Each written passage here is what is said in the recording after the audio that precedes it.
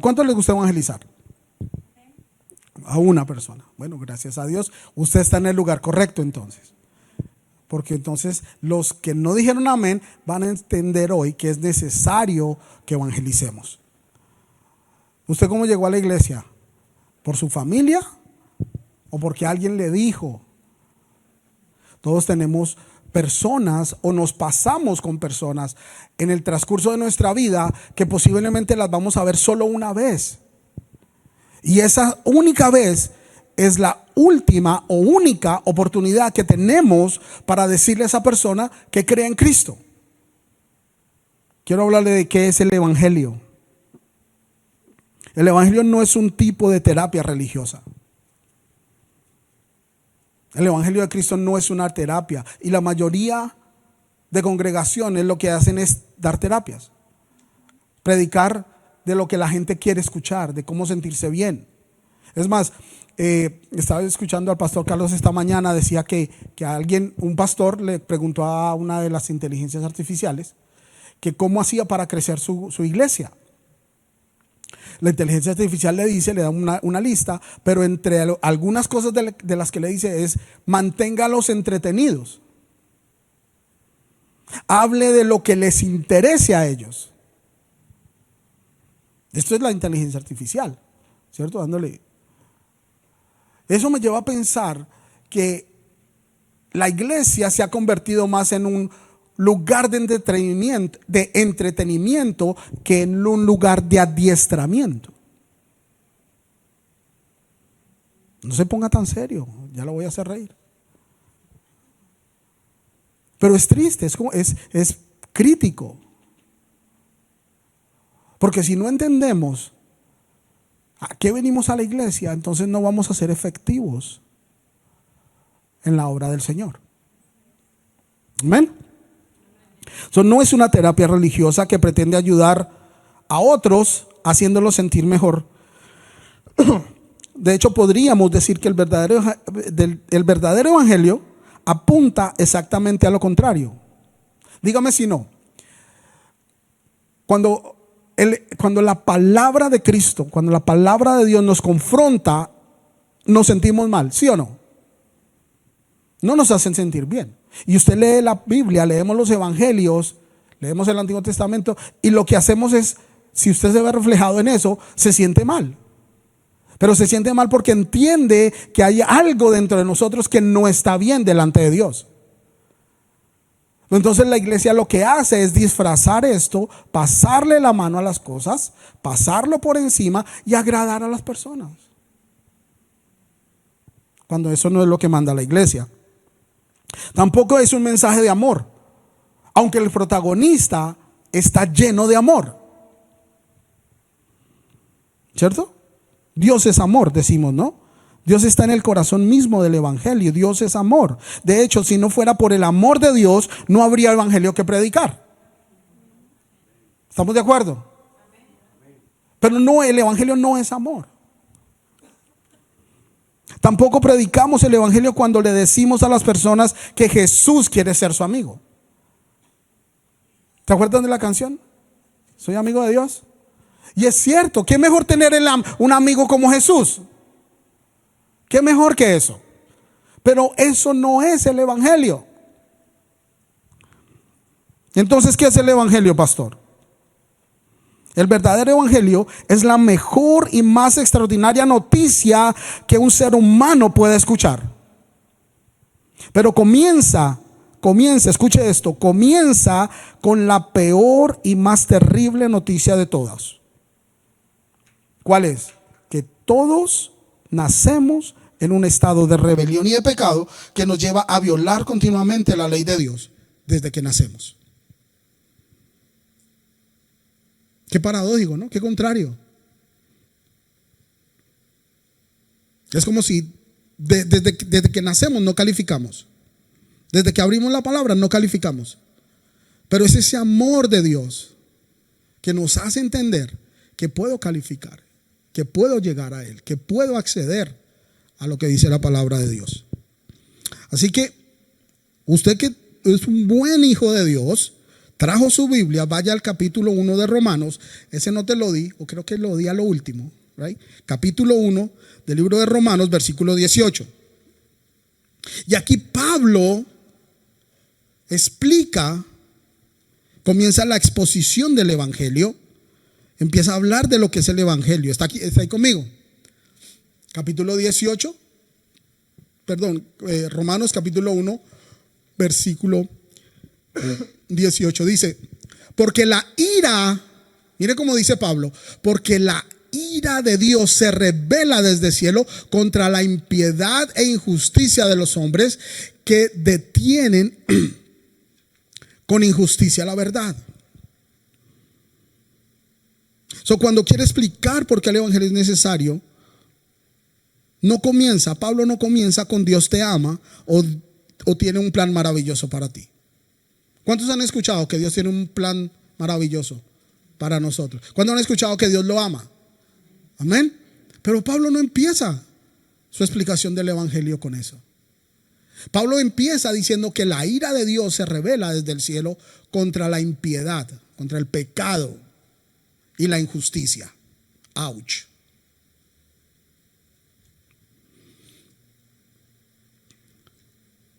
Pablo comienza diciendo que necesitamos el evangelio. Mire cómo dice. Pablo dice que necesitamos, que usted y yo necesitamos el evangelio, porque la ira de Dios se revela desde el cielo contra mi impiedad, no contra la tuya, contra la mía, y contra mi injusticia, que suprimen la verdadera justicia de Dios. La ira de Dios es el punto de partida del apóstol Pablo. Romanos 6:23, ¿qué dice? Ese es fácil. Dice, porque la paga del pecado, ¿qué es? Muerte. Más la dádiva, el regalo, ¿cierto? La dádiva de Dios, ¿qué es? Vida eterna. ¿En quién? En Cristo Jesús nuestro Señor. Es decir, que esa miserable paga de todo que todo hombre recibirá por sus pecados es la muerte.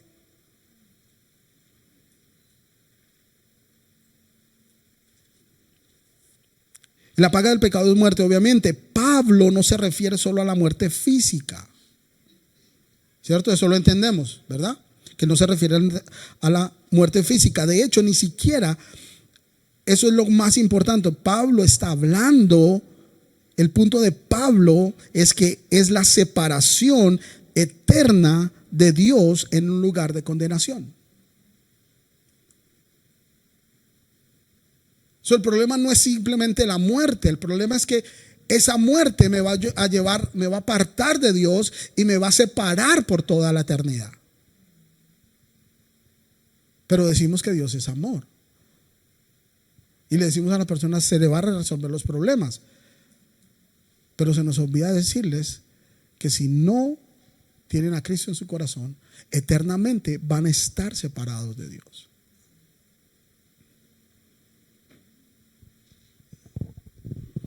Así que ahí es donde empieza el mensaje del evangelio. Esa es la base del evangelio. Esa es la esencia. Lo que tenemos que entender cuando usted y yo hablamos o exponemos la palabra de Dios con una persona. Ninguna de nuestras transgresiones quedó sin castigo. ¿Qué quiere decir eso? Usted entiende que Dios envía a su Hijo a pagar por el pecado, ¿cierto? Toma el lugar nuestro, toma el lugar mío, ¿cierto? Es decir, que sacrifica a su Hijo, sacrifica a Jesús. Y en vez de que yo pagara, paga Jesús por mis pecados, muere, ¿cierto? Porque tiene que haber un sacrificio de sangre, tiene que haber un derramamiento de sangre, muere físicamente, muere, hay sangre, pero ¿qué es lo maravilloso de todo esto? Que resucita al tercer día. Quiere decir que todo lo que yo hice, como dice la palabra, pasado, presente y futuro, ya está pago por Cristo. Yo ya no tengo que preocuparme por el pecado de 30 años atrás o de 40 años atrás, porque ya está pago. No tengo que preocuparme por el de 80 años en adelante, porque ya está pago. Pero yo tengo que entender eso para poder hablar con las personas. que no hay condenación en mi vida. ¿Pero qué? Pero que voy a continuar pecando. Porque todavía tengo un cuerpo corruptible. Pero que por la gracia de Dios, por el regalo de Dios, ya estoy justificado a Dios. Ya estoy listo para estar con Él. ¿Estamos ahí bien? Amén. ¿La Biblia qué es? La Biblia es un gran libro. Es una gran historia que tiene 4 secciones. La podemos dividir en 4 partes. 1, la creación, que es Dios el creador de todas las cosas. 2, la caída del hombre. ¿Sí? El hombre escogió el pecado sobre Dios y se rebela contra él, la caída. ¿Correcto? La redención, ¿qué fue lo que hizo Dios para resolver el problema? ¿Cuál problema? La caída. ¿Correcto? Estamos ahí. Y la restauración, que es qué Dios hará al final de los tiempos para consumar todo esto, para resolver todo esto. ¿Qué es evangelismo? Mire, evangelismo es declarar en base a una autoridad. Es decir, hablar de parte de una autoridad. ¿Cuál autoridad? Dios. Right? Lo que Él ha hecho para salvar a los pecadores. Mire que en todo lo que le he dicho, usted y yo no tenemos nada que ver. Es solamente Dios. Entonces, declarar en base a la autoridad de Dios lo que Él ha hecho para salvar a los pecadores, advirtiendo a los hombres, a usted y a mí, de nuestra condición perdida. ¿Para qué? Para llevarlos al arrepentimiento y a la fe en el Señor Jesucristo. ¿Está acá conmigo? ¿Lo anotó o se lo repito? Entonces, declarar es una afirmación que anuncia, ¿cierto? Es algo que se dice en base a la autoridad. ¿Para qué? Para revelar la palabra de Dios, para revelar lo que Dios ha hecho. ¿Qué hizo? Lo que Dios ha hecho por los pecadores, ¿cierto? ¿Qué hizo por los pecadores? Que Cristo muere en la cruz del Calvario, su vida perfecta, y porque murió en el Calvario y porque tiene una vida perfecta, puede decirle a los pecadores, a los hombres, su condición perdida. ¿Está acá conmigo? Qué bueno. Entonces, ¿todo eso para qué? Para llevarnos al arrepentimiento. Y del arrepentimiento a la fe en el Señor Jesucristo. Entonces ya entendemos qué es evangelismo. Ahora, evangelizar no es lo mismo que compartir su testimonio. ¿Cuántos usan su testimonio para evangelizar? Amén. Todos. Pero no es lo mismo. Evangelizar, hay personas que creen que cuando cuentan a otro pecador, a otra persona, cierto converso, que fueron convertidos, ¿se acuerda de esa palabra? Que nos dicen somos convertidos. Que fueron convertidos, la historia de su conversión lo están evangelizando. Pero ¿qué pasa? El problema es este. El problema es que su testimonio es para usted. Eso le pasó a usted. Eso me pasó a mí. De la forma en que yo vine a Cristo, es solo para mí. A otro, usted llegó de otra forma, tú llegaste de otra, allá llegaron de otra forma. Lo único que hace mi testimonio es abrir una luz demasiado pequeña. Porque el que cambia, el que produce algo en el hombre, el que produce el que usted y yo aceptáramos el camino de Cristo, fue el Espíritu Santo. No fue el testimonio de otra persona. El evangelio tampoco es una simple defensa de nuestra fe. ¿Ve? Evangelizar. ¿Cuántos son apologéticos? Que les gusta polemizar en la palabra. Demostrar que la Biblia es verídica. Demostrar que Dios es real. Demostrar. Eso es apología. ¿Ha visto los apologéticos? ¿Verdad? Quieren demostrarlo, pero eso tampoco es evangelizar.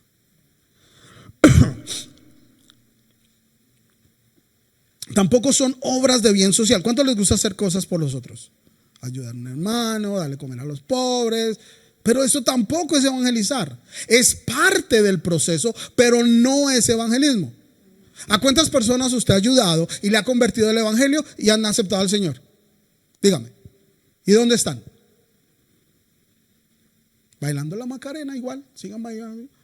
¿Por qué? Porque creemos que el que nos vean haciendo cosas y yo te ayudo va a provocar algo en la persona. Y no somos nosotros, se lo vuelvo a insistir. Es el Espíritu Santo. Amén. Eso tampoco son buenas obras sociales.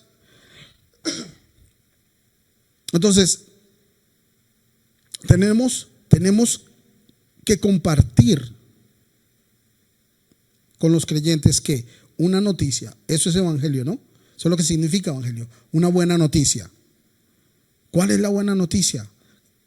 Que hay un Cristo que salva, que hay un Cristo que perdona, que hay un camino de salvación para nuestras vidas.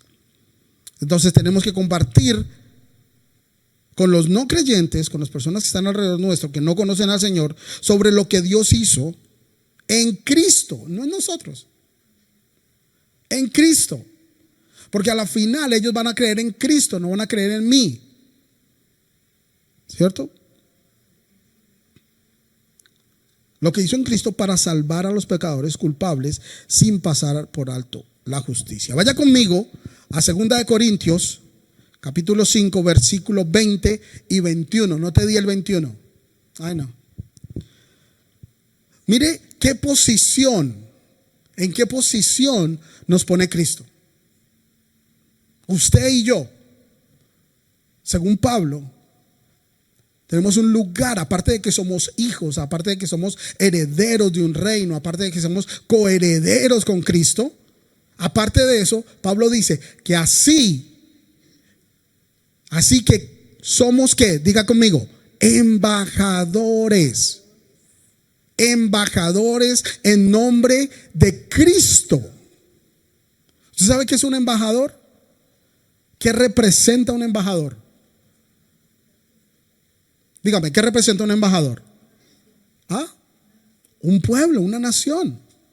Y todo el respaldo de esa nación, todo el respaldo político, económico, militar, social, está dentro de esa persona. Es decir, que cuando usted y yo somos esos embajadores que Dios quiere, que Cristo quiere, que tenemos como respaldo el cielo, los ángeles, su sacrificio, todo lo que ha hecho, todo lo que hizo Cristo por nosotros. Así que somos embajadores en nombre de Cristo, como si Dios, mire cómo dice, Pablo dice, como si Dios rogase por medio de nosotros. Oh, yo no sé si usted se alegra con esto, pero entender a la categoría que Dios me ve a través de Cristo. Rogase por medio de nosotros, os rogamos en nombre de Cristo, reconciliaos con Dios. Qué interesante, ¿no? Eso es lo que somos, embajadores de Cristo. Y esto es increíble porque Pablo dice que Dios, si Dios estuviera rogando, dice ahí, por medio de nosotros, ¿para qué? Para que otras personas como usted y como yo compartamos el evangelio y vengan a los pies de Cristo, como cuando usted y yo venimos a los pies de Cristo. ¿Usted se recuerda cuando ese primer amor, cuando regresó, cuando llegó a los pies de Cristo? Esa primera semana, ese primer día, ese primer mes, ese primer año, ¿se acuerda de eso? Y uno está en fuego, quiere estudiar, quiere convertir a todo el mundo, quiere hacer de todo. ¿Y dónde se quedó el fuego? Decimos cosas sin, estén bien o mal, no, es tanto el deseo, es tanta la pasión, porque la gente escuche y experimente lo que nosotros experimentamos, que simplemente lo hacemos. Eso es lo que quiere el Señor de nosotros, que regresemos a eso, que regresemos a esa pasión. Así que evangelizar no es otra cosa que dar a conocer a los hombres el mensaje de ¿qué? De reconciliación revelado en las Escrituras. Y cuando ese mensaje de reconciliación no se proclama, el pecador no ha sido evangelizado. ¿Qué debemos hacer para evangelizar? ¿Qué debemos hacer? El famoso que dice, ¿no? Y de hacer ¿qué? Discípulos. Discípulos ¿a dónde? A todas las naciones. ¿Y qué? Bautizándolos en el nombre del Padre, del Hijo y del Espíritu Santo. Enseñándoles que guarden las cosas que os he mandado. Su resurrección es lo que valida el evangelio.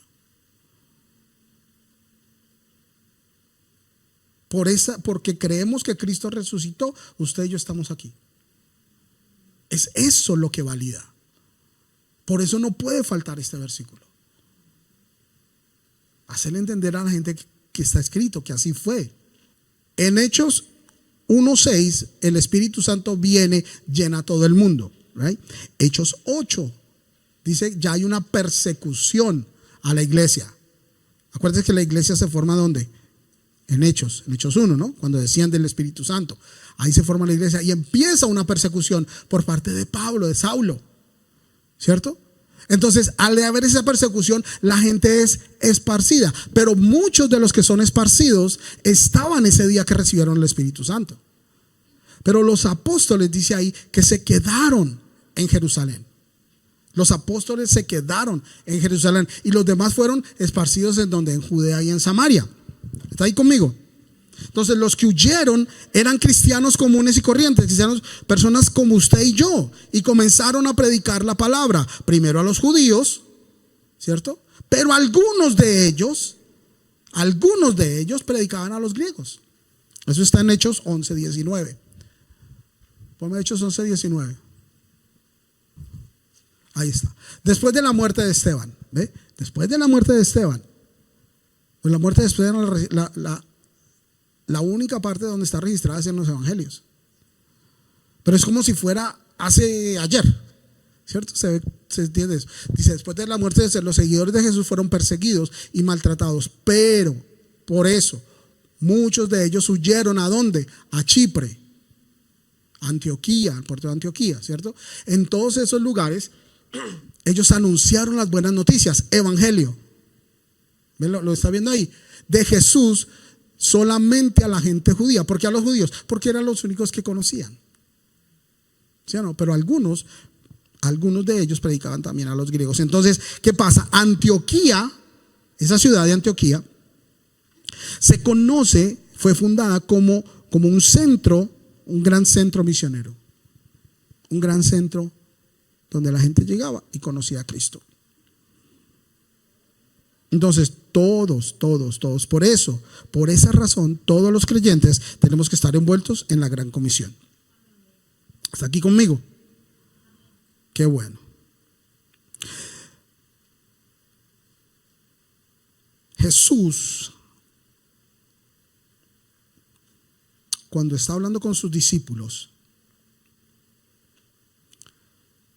hace algo maravilloso. Cuando usted y yo, ¿por qué está aquí usted hoy? Yo le hago una pregunta. ¿Por qué esta iglesia? Vamos a decirlo de esa forma. ¿Por qué viene acá? Porque le gusta, ¿cierto? Porque espero yo que la palabra le guste, ¿cierto? Que sea buena palabra, que se alimente bien, ¿cierto? Ese es mi objetivo, ¿cierto? Pero usted conoce a Juan, conoce a Nilsa, conoce a, ¿cómo se llama usted, hermana? Es nueva creyente, ¿eh? Hay una conexión, ¿sí o no? ¿Cómo se llama esa conexión? No, comunidad. Tenemos algo en común. O que somos de un país, o que nos gusta una comida. ¿Qué es lo que tenemos en común nosotros? Cristo. ¿Ves? Entonces, como tenemos Cristo en común, somos una comunidad cristocéntrica. ¿Me entiende? Entonces, cuando pertenecemos, cuando hay una conexión en la comunidad, hay algo que se llama pertenencia. Sí, o sea, yo me identifico con este grupo, yo pertenezco a este grupo. Por eso usted le dice, ¿y usted dónde va? Es que yo voy a la iglesia tal. Lo que usted está diciendo es yo pertenezco a ese grupo. ¿Se acuerda? ¿Alguno fanático de algún equipo de lo que sea? ¿Cierto? Entonces, eso es una comunidad. Ese grupo que es fanático de un deporte, o que es fanático de una persona, o que es fanático de un artista, pertenecen a esa comunidad. Que eso está muy de moda ahora, ¿cierto? Pero dentro de esa comunidad hay reglas, ¿cierto? Hay reglas de convivencia, ¿cierto? Que tenemos que respetarnos, tenemos que socializar. Entonces, algunos van a comer, otros se llaman, otros toman un café. ¿Ve? Ciertas cosas, ¿para qué? Para conocernos más, ¿cierto? Para estar más cercanos, ¿cierto? Para conocerlos más. Entonces, pero Jesús hace algo bien importante. ¿Se acuerda que Jesús dice en Lucas, creo que es Lucas, dice: un mandamiento nuevo os doy, que os améis unos a otros, como yo os he amado, que también os améis unos a otros. Pero ahora la pregunta es esta: ¿cuál es el mandamiento nuevo si cuando el Señor le da la ley a Moisés, este mandamiento ya existe?